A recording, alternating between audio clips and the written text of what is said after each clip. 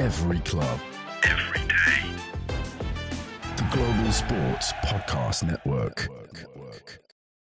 Hello and welcome to another episode of the Daily Brentford Podcast with myself, Daniel, where today we'll be looking ahead to another difficult game, this time on the South Coast, as the Bees travel to Bournemouth on Saturday, again in the 5:30 kickoff. Just before we get going, guys, we're a brand new company, so we're looking for your support this season and beyond as we look to bring you the best and most in-depth coverage across the entire network. Whether this is a 5-star review on your favourite podcasting platform or a recommendation to your friends, we are very grateful for any support that we receive. So then let's get straight stuck into it with the team news. I expect to see Michael Coyote back, and I would quite like to give him a start at right back, and I probably would still move Christopher Ajer alongside Nathan Collins. I think, although Bioniq was better against Villa, I think we've still seen him exposed, not just in the Everton game. It was more notable in the Everton game, but I think we have been seen it exposed just with his pace and things like that a few times this season now. And I think I would like to see Michael Coyote come in. I think what he's shown in terms of his ability when he has been on the pitch with the long throws, his ability to drive up and down that right-hand side, I think it's not something we've really seen from Ajer in recent weeks. I think maybe at the start of the season we were seeing that, but not recently. So I would like to see that happen. I think with not so much maybe to play for, if this season is petering out towards the mid-table, I'd like to see us go for it. And I'd like to see us have this more attacking fullback options with KLP on the left and Michael Coyote on the right. So I'd really like to see that. And I would probably move Ajer alongside Collins over Ethan Bioniq. Still probably going to be lacking depth-wise on the bench, but is there a shout also for Matthias Jensen to start? And by the same principle, I would like to see him perhaps start alongside Norgard instead of Janelt. Have that midfield free of Norgard, Jensen and Damsgaard. I would like to see us attack some in these final games. I would like to see what we can do with the likes of Jensen and Coyote in the side. Maybe it will freshen us up going forwards, particularly against another good side who, we may find it difficult to score against again. So I would maybe make those two changes to this one, and that would be something that would excite me as I make the journey down to Bournemouth at the weekend. Vandenberg is back in training. He could feature this weekend. It could be that he comes in for Ethan Bioniq, and that's probably the optimal solution. It very much depends on how he gets on with training this week and whether he's ready to do that. But if not, we could at least see him on the bench. Could we see Rico Henry on the bench as well? He's back in full training. We're likely to take it very carefully with him. We were taking it carefully anyway, but he had a setback prior to his second injury, more recent injury. So I think with Rico Henry, and the same with Aaron Hickey when he comes back, I think it's about getting him ready for next season. Arguably the same for Joshua Silva as well. I would like to see Rico Henry start a game or two by the end of the season, but I think it's got to be at the right time, and I think we've got to manage it. And also, I think he's got a fight in his hands because I think Keane Lewis Potter's done really, really well at left back, and I wouldn't necessarily change that at the moment, even if Rico Henry was fully fit and available. The likes of Gustavo Nunes, Igor Thiago, and Joshua Silva are all running, but suspect they will need a little bit more time, a bit like Aaron Hickey, who has obviously featured for the B team. I maybe do expect all of those four to feature for the B team before they come back into the first team fold, given the length of time they're out injured. And I think with all of them, maybe with the exception of Thiago, who could make an impact this season, perhaps he's been around for a few games this season. But for the most part, I think it's about getting those players ready for next season. People like De Silva considering whether we should extend his contract. Christian Norgard's contract's also up as well. Hopefully, I think we do have an option to extend that for an extra year. I think it would make sense for all involved, even with Christian Norgard getting older, that we do extend that for another year, as he still remains a really integral part of the side. But yeah, the likes of Josh De Silva, if he can get back to his best, we know what he can do. He offers something a bit different to the midfielders we currently have, a perfect kind of box-to-box midfielder alongside Damsgaard, who's more your creative one, and Norgard, who's your number 6. Gustavo Nunes, we've not seen him yet. He's a very young player. I think he would probably take a bit of time to get used to the squad and hit top gear anyway. This injury's basically set him back by a season, so maybe next season is when we'll start to see him here and there, and hopefully he can start to work his way into the squad. Igor Thiago's been a big miss because he's just a different option. He's a different striker to Jan Wissa. He gives us that option to go longer. He gives that option to put crosses into the box more successfully. He is more the Ivan Toney profile that we're missing currently without him in the team. So he's a blow. If we can get him back and if we can get him functioning, if we can use him and Wissa and mix them both in these last 8 to 10 games, then that would be, I think, beneficial to us on the pitch. I think that is definitely something that we are missing currently in terms of different options and different types of strikers. There will be no Fabio Carvalho on the bench, probably for some weeks, as we discussed in our episode earlier this week. He has suffered a dislocated shoulder and has had surgery, so I don't expect to see him for at least a few weeks whilst he recovers from that, which is a shame. It's a setback. I can imagine it's been a frustrating season for him. He's not really getting the opportunities, even when I think he should, even when he is on the bench and he's fit. I hope again that he's back by the end of the season and that he is given more of an opportunity in the final 4 or 5 games if he's back for those. So, this is the time to do it. This is definitely the time to do it. If we are mid-table, if we're looking like it's going to stay that way, which at the moment it does, it's a time to give these players game time and for them to prove and be given the opportunity to prove that they can really make a difference for us next season. As for Bournemouth, they have maintained good form this season, despite an injury crisis of their own, which has now eased. The likes of Semenyo, Clive and Evan Nilsson up top make for a very dynamic attack, I think.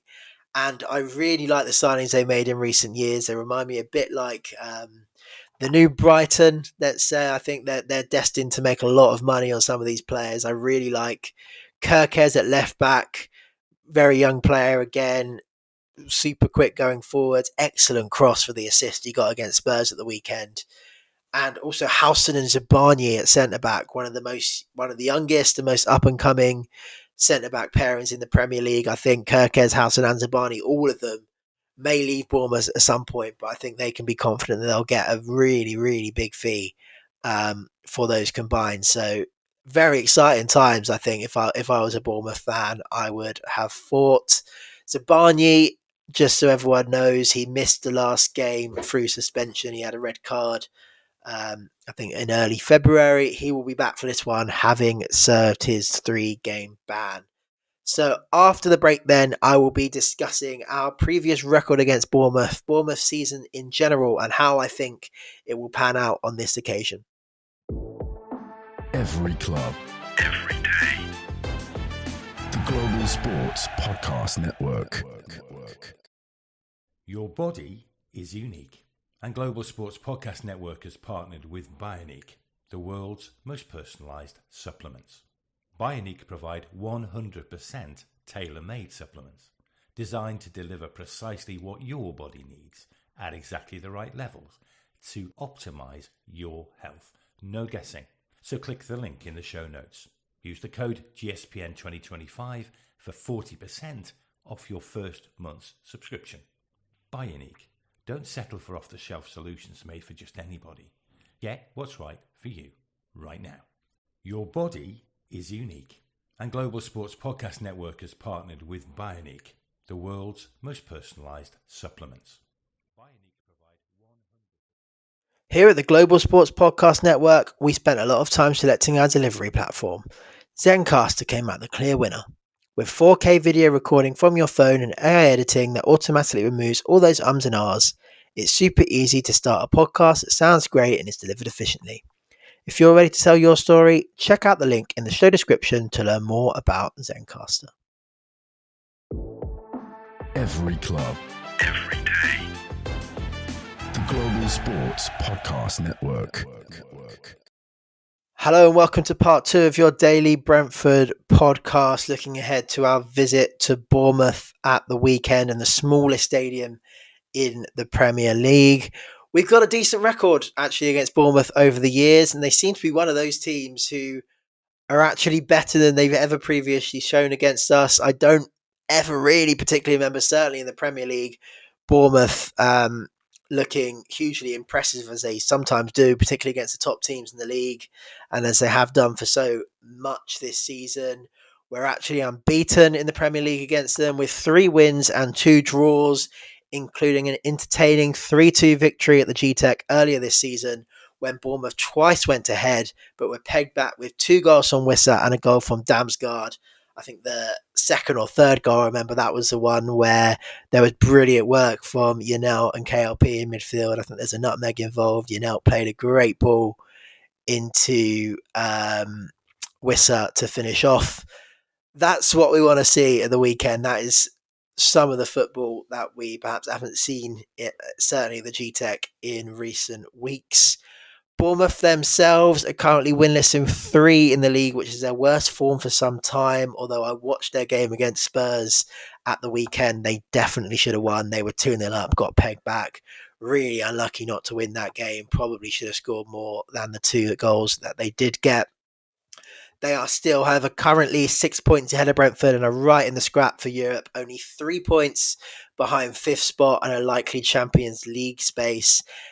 This, perhaps, is it Brentford's last chance to try and join that race for the European challengers, to beat a fellow team in that race. It currently looks like an 8-team race, from Nottingham Forest in 3rd, who may be still in touch with the teams below them, and Fulham, I think, in 9th, I believe they're in. So there's a lot to play for.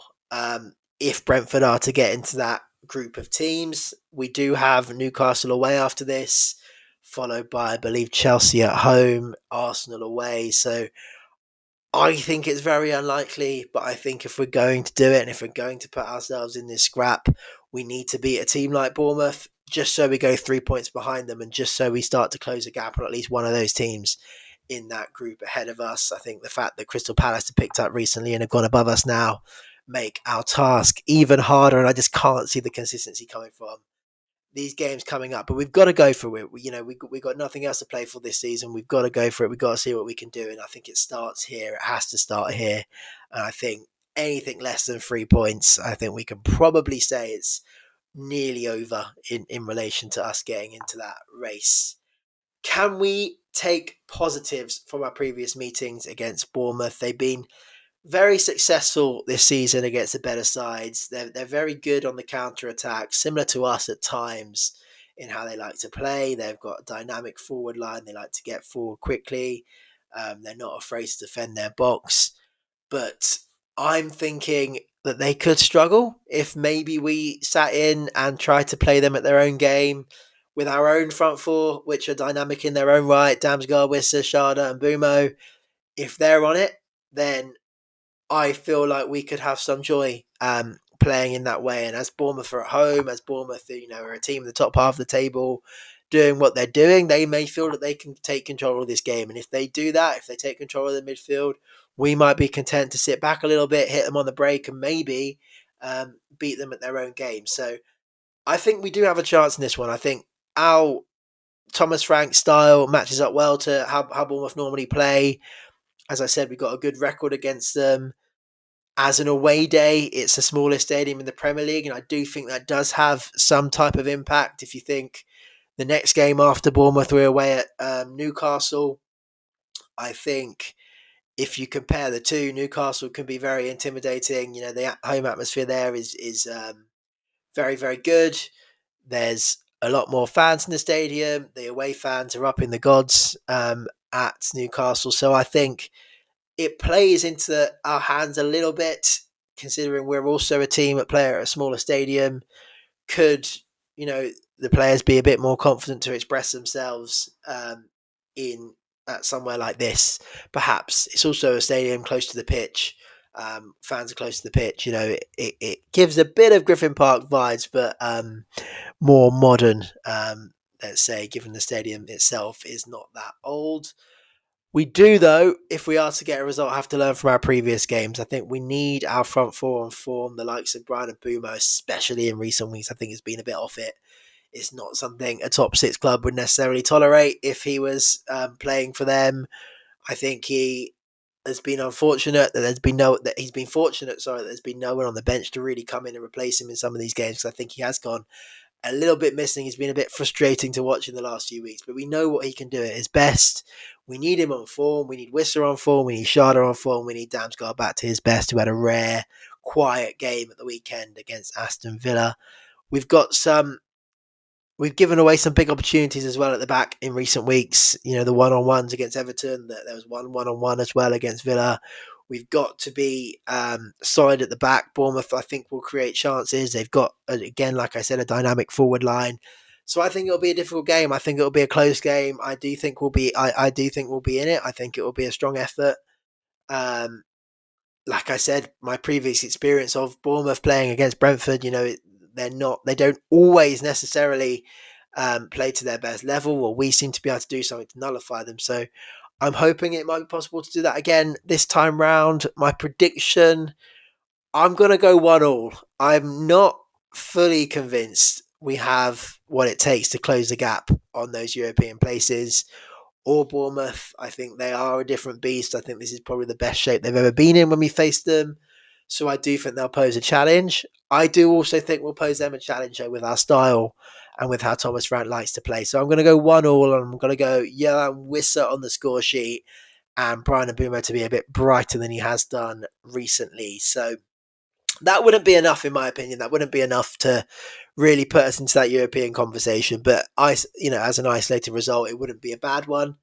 And I do think that's perhaps the most likely outcome at the weekend. So that will do for today. Let's hope I'm wrong and it is 3 points for the Brentford on the South Coast. But thank you for listening to the Daily Brentford podcast. We hope you've enjoyed today's episode, and once again, we'll be extremely grateful for your support, as this will enable us to get bigger and better moving forwards.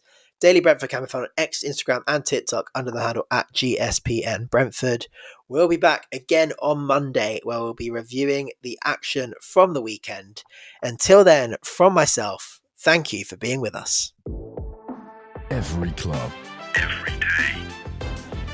The Global Sports Podcast Network.